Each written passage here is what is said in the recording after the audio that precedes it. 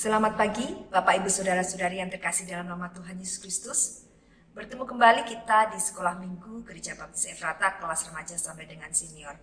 Pagi ini kita akan bersama-sama belajar kebenaran firman Tuhan, namun sebelumnya kita akan berdoa. Bapa yang baik, terima kasih untuk hari ini. Kami ucap syukur karena Tuhan memberkati kami.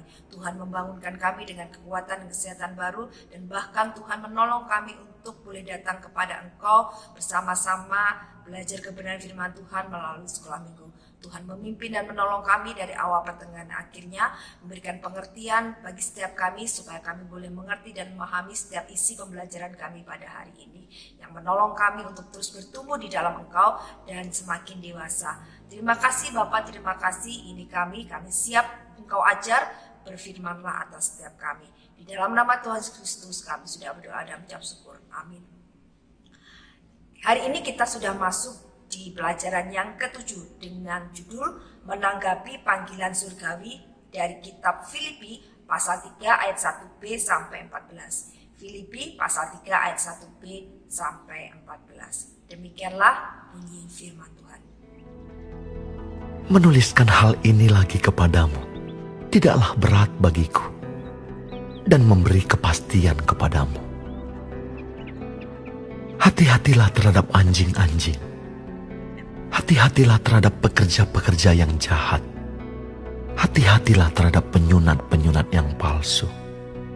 Karena kitalah orang-orang bersunat, yang beribadah oleh Roh Allah dan bermegah dalam Kristus Yesus, dan tidak menaruh percaya pada hal-hal lahiriah. Sekalipun aku juga ada alasan untuk menaruh percaya pada hal-hal lahiriah. Jika ada orang lain menyangka dapat menaruh percaya pada hal-hal lahiriah, aku lebih lagi. Disunat pada hari ke-8 dari bangsa Israel, dari suku Benyamin, orang Ibrani asli, tentang pendirian terhadap hukum Taurat. Aku orang Farisi. Tentang kegiatan, aku penganiaya jemaat. Tentang kebenaran dalam mentaati hukum Taurat, aku tidak bercacat. Tetapi apa yang dahulu merupakan keuntungan bagiku, sekarang kuanggap rugi karena Kristus. Malahan segala sesuatu kuanggap rugi karena pengenalan akan Kristus Yesus, Tuhanku, lebih mulia daripada semuanya. Oleh karena Dialah aku telah melepaskan semuanya itu dan menganggapnya sampah, supaya aku memperoleh Kristus dan berada dalam Dia, bukan dengan kebenaranku sendiri karena mentaati hukum Taurat, melainkan dengan kebenaran karena kepercayaan kepada Kristus, yaitu kebenaran yang Allah anugerahkan berdasarkan kepercayaan. Yang kukehendaki ialah mengenal Dia dan kuasa kebangkitannya dan persekutuan dalam penderitaannya, di mana aku menjadi serupa dengan Dia dalam kematiannya, supaya aku akhirnya beroleh kebangkitan dari antara orang mati. Bukan seolah-olah aku telah memperoleh hal ini atau telah sempurna, melainkan aku mengejarnya, kalau aku dapat juga menangkapnya. Karena aku pun telah ditangkap oleh Kristus Yesus. Saudara-saudara, aku sendiri tidak menganggap bahwa aku telah menangkapnya. Tetapi ini yang kulakukan. Aku melupakan apa yang telah di belakangku dan mengarahkan diri kepada apa yang di hadapanku, dan berlari-lari kepada tujuan untuk memperoleh hadiah, yaitu panggilan surgawi dari Allah dalam Kristus Yesus.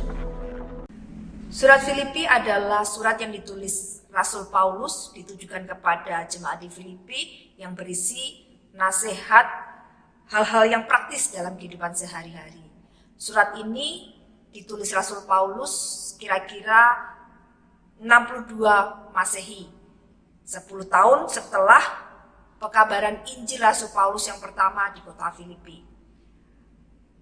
Surat Filipi dikirimkan Rasul Paulus dari Roma. Pada saat itu dia sedang dipenjara di Roma melalui Epafroditus. Pada pasal yang ketiga, di situ diceritakan tentang kebenaran sejati yang hanya ada di dalam Kristus. Rasul Paulus menyebutkan bahwa hal-hal yang dahulu merupakan hal-hal yang berharga di dalam kehidupannya, merupakan hal-hal yang membanggakan bagi dirinya, semuanya dianggap sampah dan dibuang saat dia menerima panggilan surgawi daripada Tuhan. Dia menyerahkan semua kebanggaannya, semua yang dianggap berharga, oleh karena itu semuanya adalah sia-sia. Yang berharga adalah iman kepercayaannya di dalam Tuhan Yesus Kristus. Hari ini kita akan bersama-sama diajar oleh Rasul Paulus untuk meneladani kehidupannya, bagaimana dia menanggapi panggilan surgawi yang diberikan dalam kehidupannya. Yang pertama adalah Paulus tidak menaruh percaya pada perkara lahiriah. Pada ayat 1b sampai yang ke-6 di situ Rasul Paulus menuliskan bahwa jemaat di Filipi perlu berhati-hati kepada para pengajar-pengajar sesat. Rasul Paulus menggunakan istilah anjing-anjing, pekerja-pekerja yang jahat dan penyunat yang palsu. Semuanya itu ditujukan kepada para pengajar sesat. Pengajar sesat adalah orang-orang yang tidak memegang kemurnian firman Tuhan, tetapi mereka memaksakan untuk menambahkan adat istiadat yang mereka pegang, hal-hal yang mereka anggap penting, tetapi bukan kebenaran yang sejati. Contohnya seperti mereka mengatakan bahwa orang-orang yang diselamatkan tidak hanya beriman kepada Tuhan Yesus Kristus, tapi juga harus disunat secara lahiriah. Dan Rasul Paulus sangat menentang hal itu karena itu bukanlah kebenaran sejati. Kemudian banyak pengajar-pengajar yang menambahkan dan memaksakan adat istiadat Yahudi yang harus dilakukan bagi setiap orang yang percaya. Jadi bagi mereka orang-orang yang percaya yang bukan dari kalangan orang Yahudi, mereka harus mengikuti apa yang menjadi kebiasaan atau adat istiadat orang-orang Yahudi supaya mereka bisa diselamatkan. Jadi keselamatan tidak berpatokan hanya kepada iman kepada Tuhan Yesus Kristus, tetapi kepada adat istiadat dan kebiasaan yang dilakukan oleh mereka. Itu ajaran-ajaran yang tidak benar. Dan Rasul Paulus menasihatkan atau mengingatkan kepada jemaat di Filipi supaya mereka berhati-hati dengan orang-orang yang seperti itu, dengan pengajar-pengajar yang mengajarkan hal-hal yang seperti itu, karena itu bukanlah kebenaran sejati. Kebenaran sejati adalah seseorang diselamatkan hanya oleh karena iman mereka di dalam Tuhan Yesus Kristus, bukan oleh karena usaha manusia, bukan oleh karena kekuatan manusia, tetapi semuanya oleh karena kasih karunia di dalam Tuhan Yesus Kristus. Jadi apakah orang itu disunat secara lahiriah ataupun tidak, itu tidak mempengaruhi keselamatan mereka. Rasul Paulus memberikan contoh melalui kehidupannya.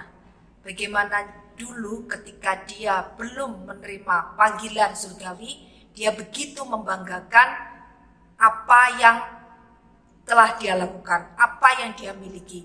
Dia begitu melihat bahwa segala suatu usaha yang dia lakukan yang bersifat keagamaan itu berharga bagi dirinya. Tetapi ketika dia menerima panggilan surgawi, dia menganggap semuanya itu tidak ada artinya. Semuanya hanya sampah. Kita akan baca bersama-sama di ayat yang keempat. Sekalipun aku juga ada alasan untuk menaruh percaya pada hal lahiriah, jika ada orang lain menyangka dapat menaruh percaya pada hal lahiriah, aku lebih lagi. Disunat pada hari ke-8 dari bangsa Israel, dari suku Benyamin, orang Ibrani asli. Tentang pendirian terhadap hukum Taurat, aku orang Farisi. Tentang kegiatan, aku penganiaya jemaat. Tentang kebenaran dalam mentaati hukum Taurat, aku tidak bercacat. Tetapi apa yang dahulu merupakan keuntungan bagiku, sekarang kuanggap rugi karena Kristus. Malahan segala sesuatu kuanggap rugi karena pengenalan akan Kristus Yesus, Tuhanku lebih mulia daripada semuanya. Oleh karena dialah aku telah melepaskan semuanya itu dan menganggapnya sampah supaya aku memperoleh Kristus.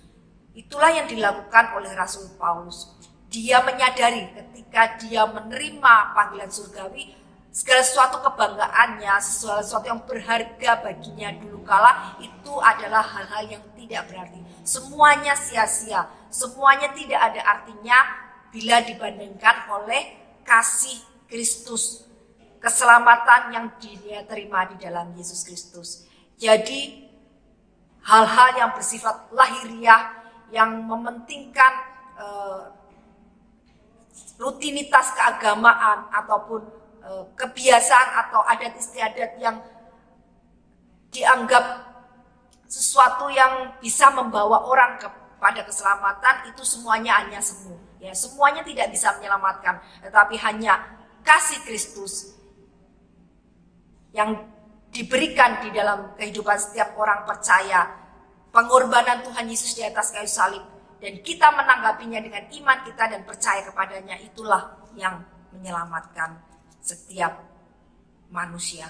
Jadi Bapak Ibu Saudara, ketika kita di dalam kehidupan kita lebih banyak mementingkan hal-hal yang bersifat lahiriah, mungkin di dalam beribadah harus sesuai dengan liturgi yang ada, tetapi tidak lagi mementingkan penyembahan yang benar dari setiap orang yang datang ketika beribadah kepada Tuhan. Semuanya menjadi sia-sia dan tidak ada artinya. Ya. Ketika hanya mementingkan tata cara bagaimana seseorang harus menjadi anggota gereja, sehingga banyak dari orang-orang yang sudah benar-benar percaya kepada Tuhan Yesus Kristus tersandung oleh karena begitu ketatnya menjadi anggota gereja, sehingga mereka tidak bisa dibaptiskan, tidak bisa menjadi anggota gereja oleh karena kebiasaan atau adat istiadat yang sudah dipegang oleh gereja itu bertahun-tahun. Ya, itu akan menjadi batu sandungan bagi orang lain untuk menjadi orang percaya. Itu semuanya sia-sia, itu semuanya tidak ada artinya. Yang terpenting adalah ketika seseorang itu menerima Tuhan Yesus Kristus dan diselamatkan. Bagaimana dia semakin dekat kepada Tuhan, bagaimana dia beribadah dengan menyembah Tuhan dengan sungguh-sungguh dari dalam hatinya. Ya, kadang-kala kita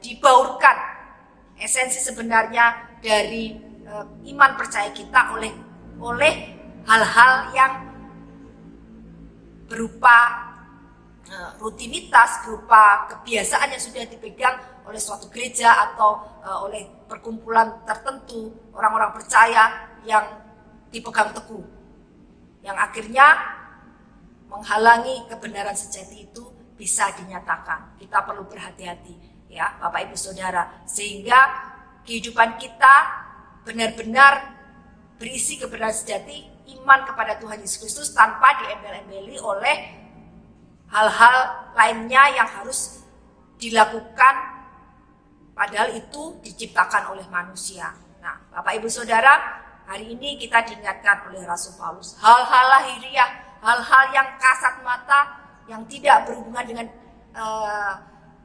iman di dalam Tuhan Yesus Kristus, mari kita bisa buang itu jauh-jauh dan kita tidak anggap sesuatu hal yang paling utama, tetapi yang terutama adalah ketika kita benar-benar beriman kepada Tuhan Yesus Kristus, menyembah Dia dengan sungguh-sungguh dan melakukan setiap firman Tuhan di dalam kehidupan kita.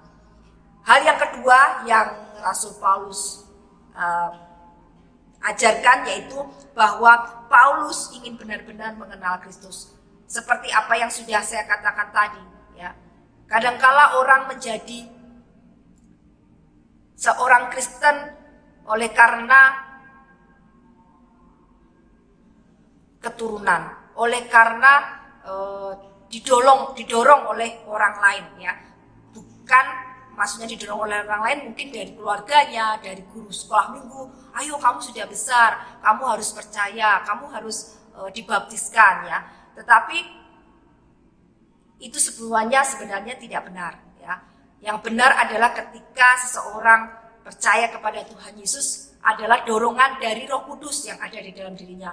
Secara sukarela dia menyerahkan hidupnya kepada Tuhan Yesus Kristus. Nah, ketika dia menyerahkan hidupnya secara sukarela di dalam pimpinan Roh Kudus dan percaya kepada Yesus, maka pasti orang itu akan semakin lebih lagi ingin mengenal Tuhan Yesus dalam kehidupannya. Seperti apa yang dilakukan oleh Rasul Paulus ketika dia menanggapi panggilan surgawi, bukan oleh karena dorongan seseorang, bukan oleh karena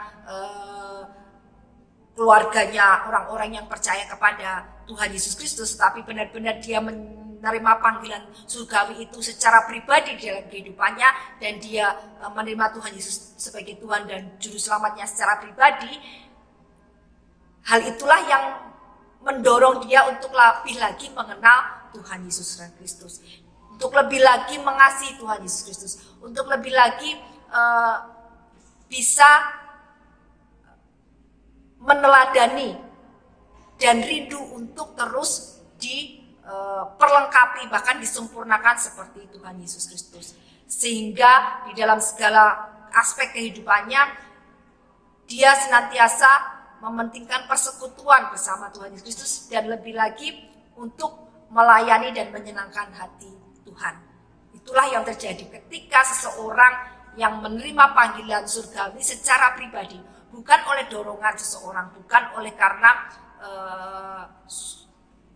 kalau istilahnya karena keluarganya Kristen, ya, atau keluarganya orang-orang percaya, dia juga saya juga harus dibaptis karena kan bapak ibu saya juga dibaptis, kakak saya mungkin sudah dibaptis, ya. Jadi waktunya saya juga dibaptis, ya. Itu hal tidak benar. Tetapi seseorang percaya kepada Yesus oleh karena panggilan surgawi secara pribadi dalam kehidupannya, dan itu akan nampak di dalam perubahan hidupnya. Bagaimana dia juga seperti Rasul Paulus rindu untuk terus mengenal lebih dan lebih lagi Tuhan Yesus Kristus dalam kehidupannya. Lebih dan lebih lagi belajar akan kebenaran firman-Nya yang membawa dia untuk pengenalan secara pribadi, secara benar tentang siapakah Tuhan Yesus Kristus dan apakah yang Tuhan inginkan atau rindukan di dalam kehidupannya. Itulah yang terjadi, dan secara otomatis juga dia pasti rindu untuk menyenangkan hati Tuhan. Oleh karena itu dengan penuh sukacita dia akan melayani Tuhan dalam berbagai hal, ya, di bidang apapun yang dia mampu. Itulah yang terjadi. Jadi Bapak Ibu Saudara, mari kita kembali melihat dalam diri kita, sejauh mana kita rindu untuk mengenal Tuhan kita Yesus Kristus lebih dan lebih lagi. Dari pembacaan Alkitab kita setiap hari, saat teduh yang kita lakukan, apakah kita sudah melakukan itu? Dengan saat-saat kita berdoa, waktu kita berdoa bersama Tuhan, apakah kita sudah melakukan itu?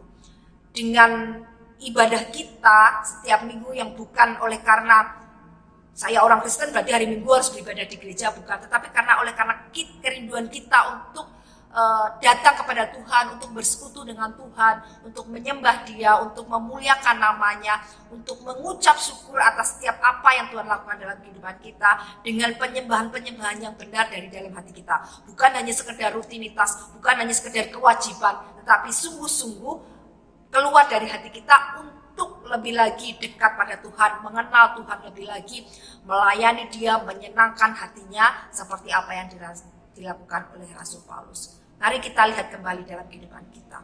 Ketika kita melakukan semuanya itu hanya sebagai rutinitas, kebiasaan, yang kita lakukan. Oleh karena orang Kristen saya hari Minggu harus ke gereja, oleh karena orang Kristen masa saya makan tidak berdoa, ya harus berdoa.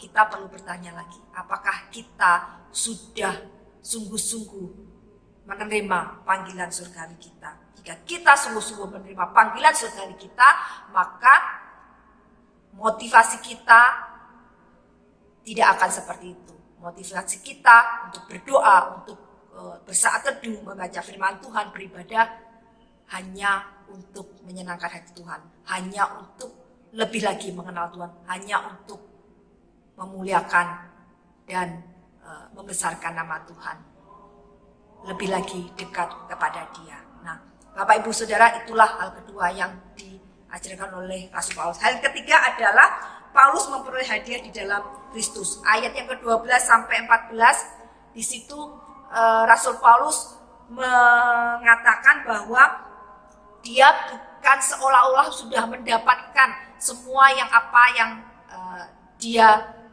lakukan, gitu ya. Oleh karena itu sampai pada akhirnya dia tetap bergiat di dalam pekerjaan Tuhan, meskipun dia harus dipenjara, harus dianiaya, akhirnya mengalami kematian. Sampai titik akhir kematiannya dia tetap bekerja keras untuk melayani Tuhan, walaupun di balik jeruji besi ya, walaupun harus ada di penjara, tapi dengan semangatnya untuk melayani Tuhan, untuk mengabarkan Injil, dia lakukan dengan menulis surat kepada jemaat-jemaat yang dulu dia dirikan dan dia layani.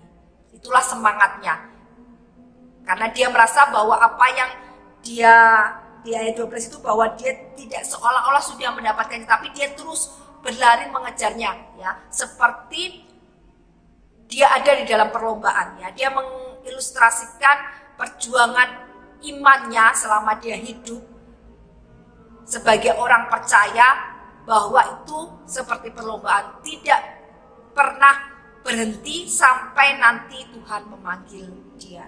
Dan ketika Tuhan memanggil dia, ada mahkota yang disediakan bagi dia, ada hadiah yang disediakan bagi dia. Di ayat 14 dikatakan, dan berlari-lari kepada tujuan untuk memperoleh hadiah, yaitu panggilan surgawi dari Allah dalam Kristus Yesus. Itulah yang dia lakukan.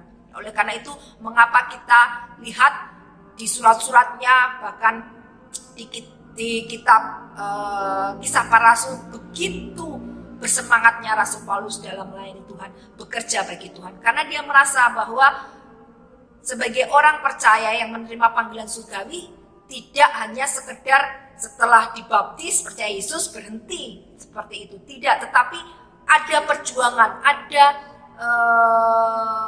hal yang harus dilakukan, ya. Jadi ketika seseorang percaya kepada Yesus, itu adalah titik awal di mana orang itu melakukan banyak hal untuk pekerjaan Tuhan, ya, bukan titik akhir. Jadi banyak orang yang menganggap bahwa ketika dia sudah dibaptis itu adalah titik akhir. Oleh karena itu mereka merasa ya sudah diselamatkan, aku tidak perlu melakukan apa-apa. Tetapi Rasul Paulus menasihatkan, mengingatkan kita, mengajarkan kepada kita bahwa ketika kita menerima panggilan surgawi dan kita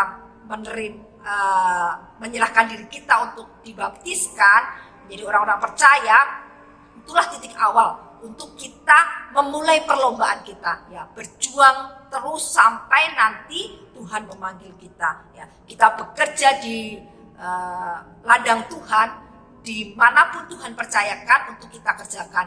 Pelayanan-pelayanan yang bisa kita kerjakan, baik itu mungkin sebagai pekabar Injil, sebagai guru-guru sekolah minggu, sebagai mungkin hamba Tuhan yang melayani sepenuh waktu, atau sebagai worship leader, singer, atau pendoa-pendoa, apapun pelayanan yang dipercayakan di dalam kehidupan kita, mari kita kerjakan dengan penuh semangat terus-menerus, ya.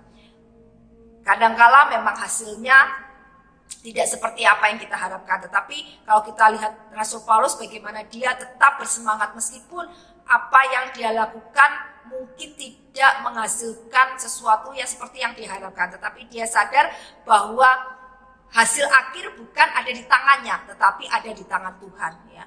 Keberhasilan suatu pelayanan bukan diukur dari hal-hal yang dipikirkan oleh manusia. Mungkin ketika gereja dengan jemaat yang besar ataupun banyaknya orang yang datang, perpuluhan persembahan yang terkumpul banyak, itu mungkin ukuran manusia ya, keberhasilan. Tetapi kita diingatkan bahwa keberhasilan pelayanan kita bagaimana kita setia melakukan pelayanan kita dengan sungguh-sungguh. Kita setia melakukan pekerjaan yang Tuhan percayakan dalam kehidupan kita dengan sungguh-sungguh. Hasilnya itu besar, kecil, ataupun tidak menghasilkan apa-apa, itu adalah Tuhan yang menentukan, Tuhan yang memberkati ya. Tapi saya yakin percaya ketika kita sungguh-sungguh melayani Tuhan, sungguh-sungguh melakukan pekerjaan Tuhan, maka ada hasil-hasil yang luar biasa yang Tuhan sediakan dalam kehidupan kita. Secara manusia mungkin bukan hal yang spektakuler, tetapi semuanya kembali untuk hormat dan kemuliaan bagi nama Tuhan. Bapak Ibu Saudara, mari kita bersama-sama menerima panggilan surgawi, menanggapi panggilan surgawi seperti apa yang dilakukan Rasul Paulus. Dengan apa? Dengan menyerahkan hidup kita sepenuhnya kepada Kristus dan membiarkan Roh Kudus bekerja dalam kehidupan kita, mengarahkan hidup kita untuk kita terus menjalani kehidupan kita sebagai orang-orang percaya dengan terus bekerja bagi Tuhan, dengan terus melakukan apa yang menjadi bagian kita, pekerjaan Tuhan yang dipercayakan ke dalam kehidupan kita. Mari kita kerjakan dengan sungguh-sungguh, baik itu di rumah, baik itu di pekerjaan, di sekolah, ataupun di gereja. Kita lakukan semuanya dengan sungguh-sungguh, dengan takut akan Tuhan, semuanya untuk hormat dan kemuliaan nama Tuhan. Karena sekali lagi, panggilan surgawi tidak berhenti ketika kita mempercayakan hidup kita kepada Tuhan Yesus Kristus dan menjadikan Dia sebagai Tuhan dan Juru Selamat kita secara berarti, dan kemudian dibaptis. Tidak berhenti sampai di situ, tapi sampai pada akhirnya nanti yang harus kita hidupi, kehidupan kita sebagai orang-orang percaya yang harus kita hidupi dengan melakukan pekerjaan-pekerjaan Tuhan yang Tuhan percayakan di dalam kehidupan kita, pelayanan-pelayanan yang kita lakukan, dan semuanya untuk hormat dan kemuliaan nama Tuhan. Jika kita menjadi orang-orang yang menanggapi panggilan surgawi secara pribadi di dalam kehidupan kita, pasti model kehidupan itu akan ada dalam kehidupan kita. Semakin lebih lagi rindu untuk mengenal Tuhan kita Yesus Kristus, terus dekat dengan Dia, bersekutu di dalam segala yang Tuhan nyatakan di dalam kehidupan kita, bersekutu dengan Dia senantiasa, dan melakukan semuanya demi hormat dan kemuliaan bagi nama Tuhan. Dan percayalah, setiap hal yang kita lakukan di dalam Tuhan semuanya tidak sia-sia. Kita mungkin tidak akan menuai pada hari ini atau esok hari, tetapi mungkin harus memerlukan waktu yang panjang. Tapi percayalah, pada akhirnya nanti ketika Tuhan panggil kita kembali, kita akan menuai secara luar biasa. Kita akan menerima hadiah yang luar biasa, mahkota kehidupan di dalam kehidupan kita. Bapak Ibu Saudara, mari kita sebagai anak-anak Tuhan benar-benar menanggapi panggilan surgawi itu di dalam kehidupan kita dengan hidup senantiasa berdekat dengan padanya, dan juga melakukan pekerjaan Tuhan yang Tuhan percayakan di dalam kehidupan kita, melakukan apa yang menjadi bagian kita. Dan biarlah Tuhan yang memberkati setiap apa yang kita lakukan untuk hormat dan kemuliaan bagi namanya. Amin. Mari kita berdoa bersama-sama. Bapa Surgawi, terima kasih untuk pelajaran hari ini. Kami ucap syukur karena kami diingatkan kami sudah menerima panggilan surgawi dalam kehidupan kami, dengan menyerahkan hidup kami sepenuhnya kepada Engkau dan menjadikan Engkau Tuhan Yesus sebagai Tuhan dan Juru Selamat kami secara pribadi. Apabila dari kami ada yang belum menerima panggilan surgawi itu, biarlah Tuhan Engkau akan menolong kami untuk menyerahkan hidup kami sepenuhnya kepada Engkau dan menjadikan Engkau Tuhan dan Juru Selamat kami secara pribadi. Tolong kami Tuhan, supaya kami memperoleh keselamatan itu dalam kehidupan kami. Dan bagi kami yang sudah menerima, biarlah kami terus menghidupi panggilan surgawi kami dengan terus lebih lagi berdekat kepada Engkau, rindu untuk mengenal Engkau lebih lagi melalui pembacaan firman Tuhan, melalui doa-doa kami dan melalui ibadah kami. dan kami boleh semakin lagi mengenal Engkau Tuhan, dan bahkan kami menghidupi panggilan surgawi kami dengan melakukan pekerjaan Tuhan, melayani Tuhan dimanapun Tuhan menempatkan kami. Biarlah semuanya untuk menyenangkan hati Engkau, karena itulah kerinduan kami. Terima kasih Bapa, terima kasih untuk hari ini. Kami serahkan hidup kami sepenuhnya ke tangan kuasa-Mu. Tuhan menguasai kami, Roh Kudus-Mu yang memimpin kami. Terima kasih Bapa, ampuni segala dosa dan kesalahan kami. Dalam nama Tuhan Yesus Kristus kami sudah berdoa dan mengucap syukur. Amin. Selamat pagi, Tuhan Yesus memberkati.